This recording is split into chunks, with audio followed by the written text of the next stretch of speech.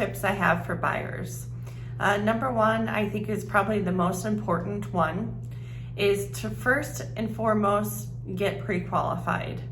Visit with your lender and find out how much house you can afford. What's the price range that not only are you approved for, but also the price range that is affordable to you.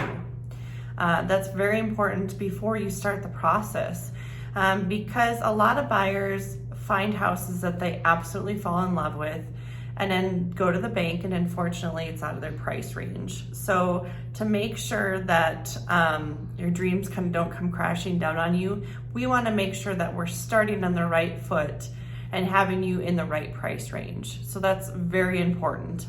Number two is another one. It's more of a safety one. We find a lot of buyers tend to go on their own and look at properties. And by that I mean go into the yards and kind of window peek into houses with for sale signs. That is considered trespassing. Drive-bys are perfectly acceptable. That way you can kind of see the neighborhood and how the house looks, but we can't be looking in windows. Somebody may live there, and that's invading their privacy a little bit. So let's just keep that in mind. Put yourself in those shoes. You wouldn't want somebody to do that unannounced to your house. So again, drive-bys, perfectly fine, and I recommend that so you can see what the neighborhood looks like. The next thing I'm going to talk about, number three, is do a little bit of your own research. Looking at the neighborhood, driving through the neighborhood at different times of day.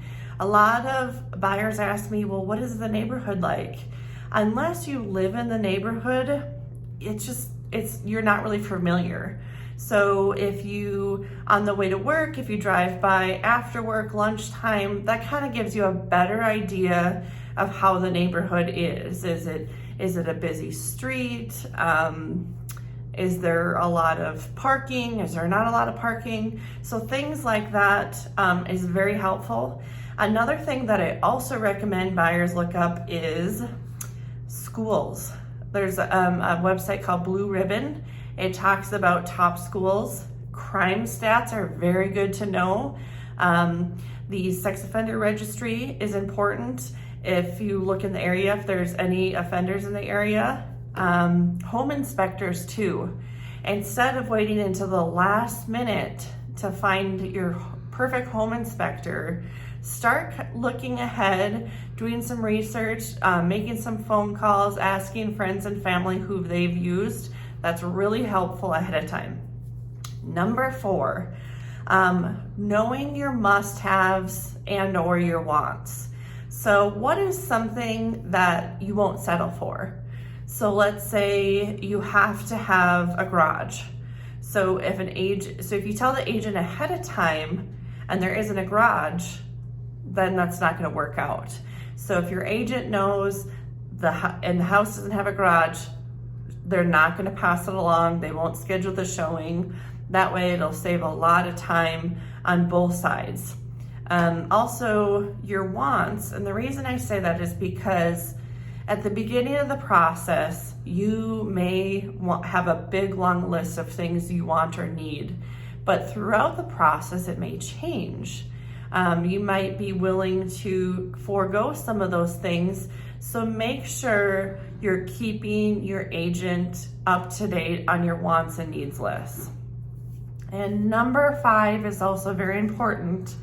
Communicate with your agent. Things happen during the process. Like I said, your wants and needs change.